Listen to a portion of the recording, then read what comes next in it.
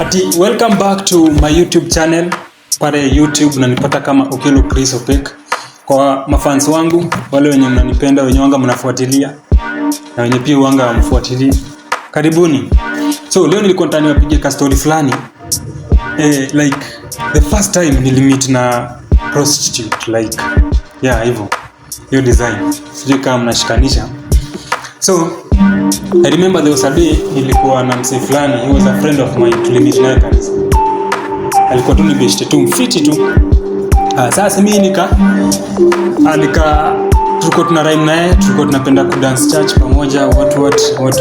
So there was a day nimeishia base fulani hapo hivyo. Hiyo base hizi nikaitaja, but ni base inajulikana tu sana. Sasa mimi lakini siko nimeenda hiyo, nilikuwa nimeenda press like mbali na Nakuru ndani town.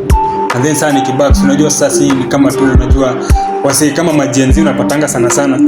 Utapata most of the times ati maybe ukiwa umevisit ka place unataka utembea. Mimi ni ule mtu mwenye napenda kutembea, kuna scenery. So nilikuwa na drop kwa town. So nika drop kwa town fulani hapo. So ku drop kwa hiyo town, I met the guy who was my friend. Sikujua, unajua ndiye aliniambia, call. Akaniuliza niko wapi, nikamkumbe alikuwa ashaniona. Hiyo design ya msemo mwenye amekuona basheo na kukoa. Na hiyo pose bana ikome. Unapata mtu like ashakuona tena mkono anaanza kukuuliza uko wapi. So alikuwa hapo kwa hiyo mtaa. Sasa mimi nikamwambia mimi niko tu hiyo mtaa yenye nimemwambia hiyo mtaa yenye nilikuanga nimesimama like for sometimes ku have ka lunch hivyo nikitembea ndio niishie home. Sasa mimi nikamwambia mimi niko huko but na kama mtaa. Akaniambia wewe tufanye hivi, nimekuona. Akaniambia tu direct, ameniona. So nikamit na huyo msee. So kumit na huyo msee akakuja akaniambia bana ako tu honi. Ako tu like honi, hata kitu yenye anataka kuendea mamas mmoja tu wakumpatia tu kamechi. Unajua sometimes hapo hocha venye kuna kuanga man kumeumana. Sasa mimi nikasema it's okay. So hata mimi nilikuwa na hiyo aji sana. Unajua sijaijaribu. Unajua kuna vitu zingine bana hujaijaribu.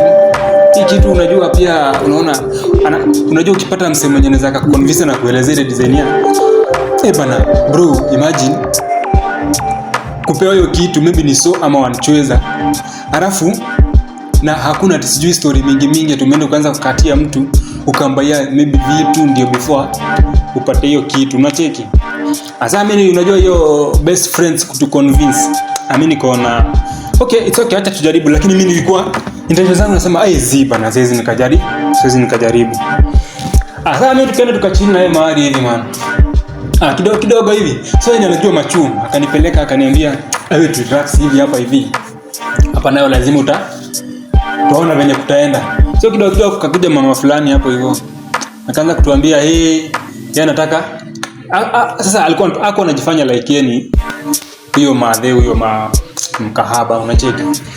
Au madhuuza. So akakamtu vizuri, akatuongelesha vizuri na amani. Akatuambia si ni ati tunaweza tukamwokolea hata kama ni mbao hivi abai kitu. Sasa mimi tukaona no need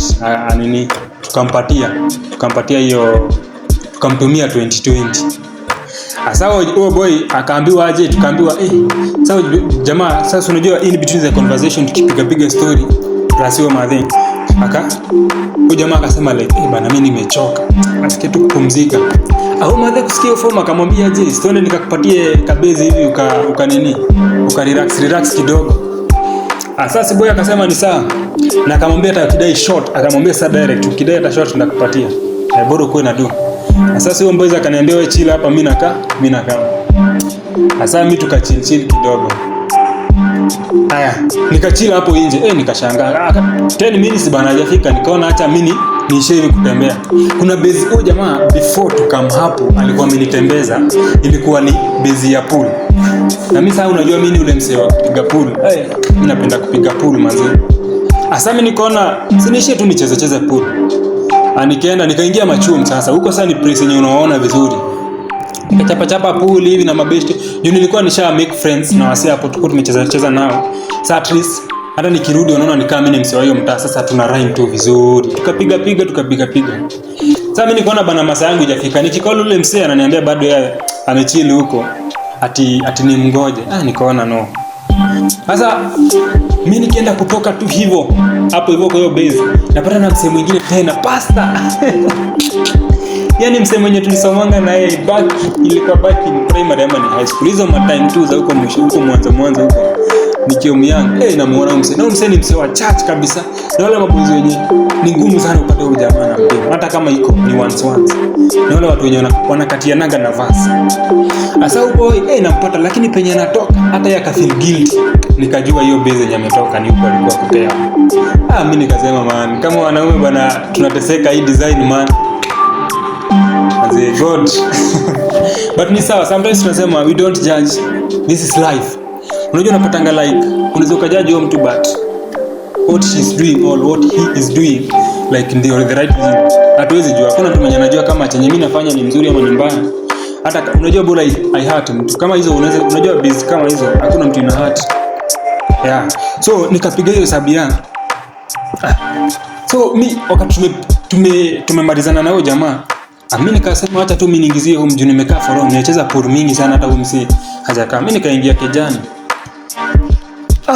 Sasa kufika hivyo kejani manzee, nikipokolo huyo msee, usikii huyo msee bwana alitokanga huko saa 2 ya usiku man.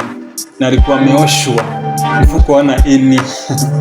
Mpaka ikabidi nimeweza kuja kutuma transport. But msijari manzee. For another time nitakuja kuwapatia tu ingine debris. Niko na ingine moto sana. Mungoje msisahau. Watu wangu nawapenda sana. Watu wenye wanafuatilia hizi story ndogo. Hata kama mko watu mko tu fit. And God bless you. Tupatane next time at Okello Chris Opek.